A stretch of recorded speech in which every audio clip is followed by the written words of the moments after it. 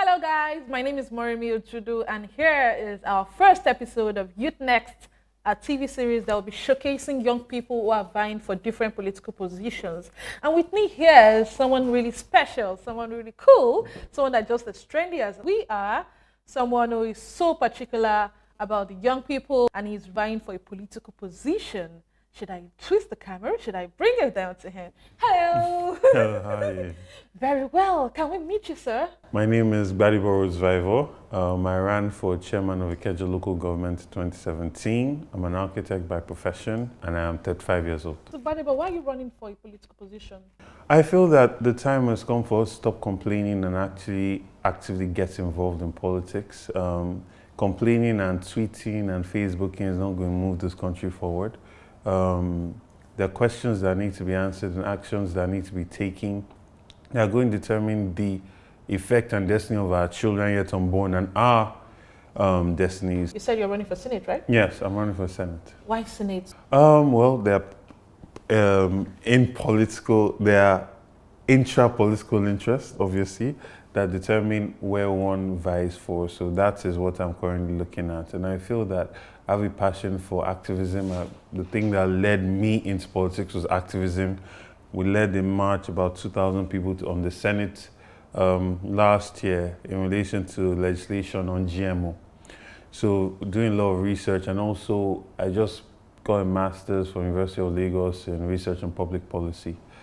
So just going through all of that, understanding legislative powers and how influential those laws can affect the Nigerian populace makes it something that I feel I'll be able to have a significant impact in. Now, within the first 12 months of your coming on board as a senator, what are the things you hope to achieve on the floor of the Senate? Okay, well, for me, the way I look at it is two-pronged. There are national interests that one needs to push, and then there are interests of my constituents that need to be sorted and looked into. So for instance, you have a significant amount of people in my constituency that are constantly being harassed by SARS. They are picked up, bullied, what we say, taxed, and their goods are seized from them. So there needs to be legal representation for people like this, or a place where they can get legal representation in every constituency in the 10 local governments. And things such as education, after-school programs, ensuring that we create a system where people can get quality education even after school. So the main things I'm interested in: healthcare, education, very much education, and then welfare of my people. You ran for Ikeja local government chairmanship. Yes, I under did. COA. Yeah. Why did you leave COA for PDP? It's surprising that you're now running for the Senate under PDP. Well, I think the experience with COA was a very good one. It was very eye-opening, especially in the whole process of building structures and going through the political system.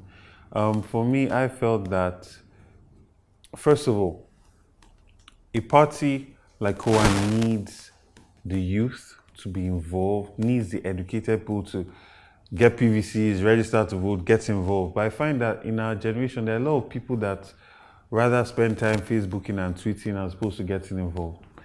And in my own experience, you find that you needed the grassroots. You need to build your structures at the grassroots, because those are people that will come out and vote on election day.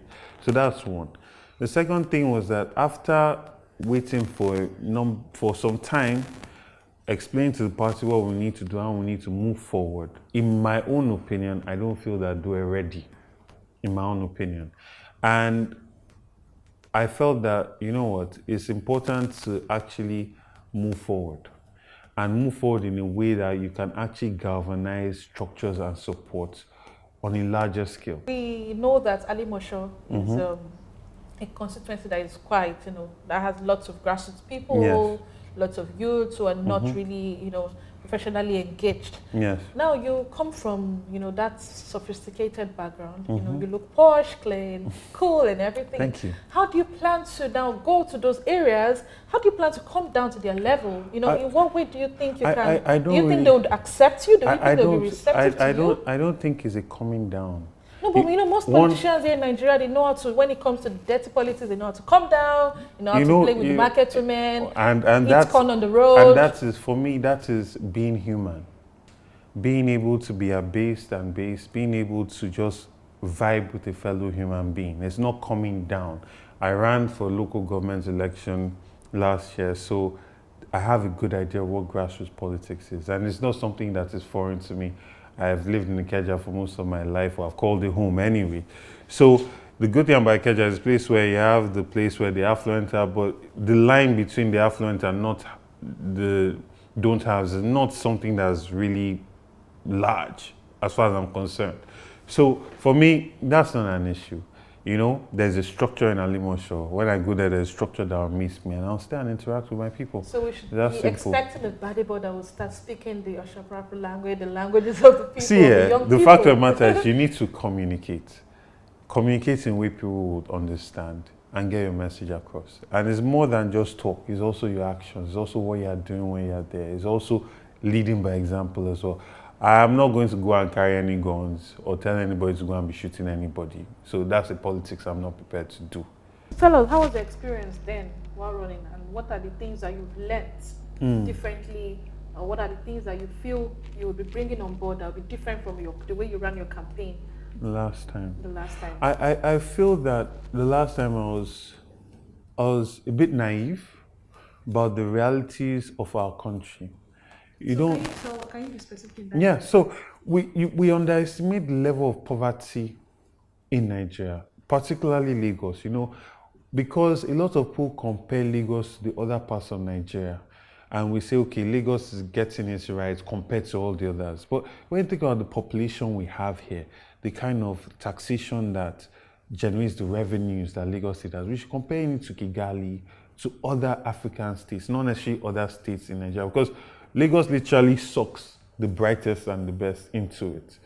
Now, when you go into the wards and you do the grassroots politics and you see level of poverty, you realize that you cannot just be talking to people that they should vote based on ideology and what you would do when they are hungry and they've not eaten. For me, I felt that I would never pay for anybody to vote for me. And that sounded very good. It was a very nice soundbite, and it was very philosophical, and it was what will move Nigeria forward. But then you find that a lot of people that can afford to feed themselves don't have voters card and don't come out to vote.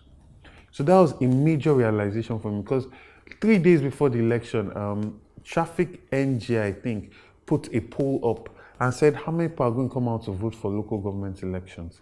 And there were about 6,000, if I remember correctly, 6,000 respondents to that thing. And 70% said they're not bothered. That was heartbreaking for me, because I felt that the youth, the educated people, the people that can afford to put data on their phone, are the ones that will come out on election day, and you cannot bribe them on 500 naira that vote for me. They'll vote their mind, they'll vote their conscience, but they are not bothered. So with that realization, I feel that moving forward, one has to, yes, engage the youth, encourage them to get voters cards, encourage them to participate in politics. Also lead by example by showing them and being transparent about your experiences in politics. So in conclusion, if I were to summarize the first point you made, you've learned that now you have to learn to start giving out money to people that would vote for you. You have to empower them. Maybe let's use the word empower them in a way. I would say that you have to actively go after everybody. You cannot just be absolute and say, I will not do this. It shows that you don't have an understanding of the people that you're trying to get to elect you. There are people that want to understand your manifesto. Make sure you have a good manifesto. Think it through. Make yourself available to them for questions. There are people that are hungry. They have not eaten. They don't know when next they are going to eat. Meet with them. Help them solve their problems. There are people that want to be mobilized, to get to the venue where they are going to vote. Okay, now, if you were to advise a young person, because I just took a major point from what you said, that meet with them, try to see how you can provide solutions to Yes, their problems. exactly. Most of their problems are always financial. Sometimes, but Now, yeah. for a young man who probably earns, an income of 60,000 naira, that is also vying for probably the chairmanship of his local government or a councillorship, how do you expect him to solve that problem? Okay. What are the creative ways and dimensions in which he can, try to manage those issues? Because as you've been able to identify, and I know most youths are also able to understand it, finances are a critical aspect. How would you advise that young person? First of all, your mind should not look at money as a problem that prevents you from entering politics. Okay. Money will come. Money will come. Always have that at the back of your mind. Whatever you can do to solve a problem, a person might have a problem of 50,000 naira. You can contribute to solving that problem of 1,000 naira. Sometimes it's not money, it's time, it's advice. Go get your hair cut at your local barbering salon. Don't use your car and drive all the time. Walk, just greeting people and smiling at them endears them to you. You understand? Helping somebody carry her bag. You don't know how far that goes. An old lady that's in your neighborhood, you see her struggling for a market with some bags, help her. She will go and tell people about how humble and down to earth you are. Right? Get involved in CDC meetings. If somebody, like for instance, the other day I went to my tailor. Let me just give you this instance. And somebody did Yahoo for him, and cleared his account. Now, this man was distraught. I called my account manager, went with him to the bank to go and talk through this problem. So sometimes it's time. Now, I did not give that man money, but you can bet on election day he's going to vote for me. Make your time. Whatever you can give, give. If you are in a party and you don't yet have the funds to run for yourself, the person that subscribes to your ideology and the person that you feel can take this country forward, help that person, support the person's campaign. If not with money, with your time, help them with their flyers, their manifestos, share. These are things that will push you, and eventually it will be your time. Okay, so what's your last message to young people, young aspirants like you, who are also running, who are also looking up to vie for political offices? Get involved. Get your voter's card. When join. You say get involved, please Okay, yes. So get your voter's card. That's the first thing, because you cannot be involved in politics if you don't have a voter's card.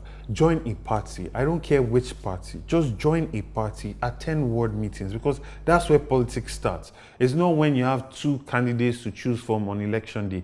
You start from selecting people that will be good ward chairmen, good LG chairmen, good state chairmen, and that's where it gets involved. Let people know you in your immediate surroundings, so that if you were to run for election today, you will win your polling booth. At least it's a testament to how loved you are in your immediate community.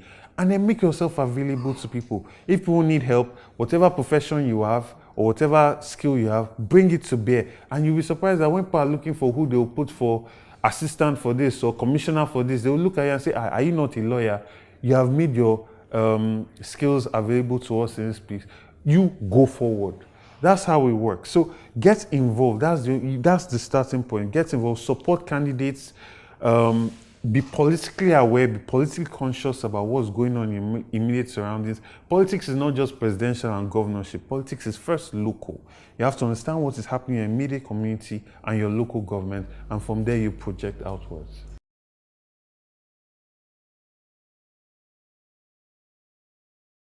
I hope all the youth I'm pledging this for all have their voters' cards as well. They have to do their own part as well. Okay, I, Gbadbros Vivo, promise or pledge to be diligent in the work that I'm assigned to ensure that we move this country forward, and to ensure that I'll be completely transparent and accountable to my constituents that got me into position. So help me God.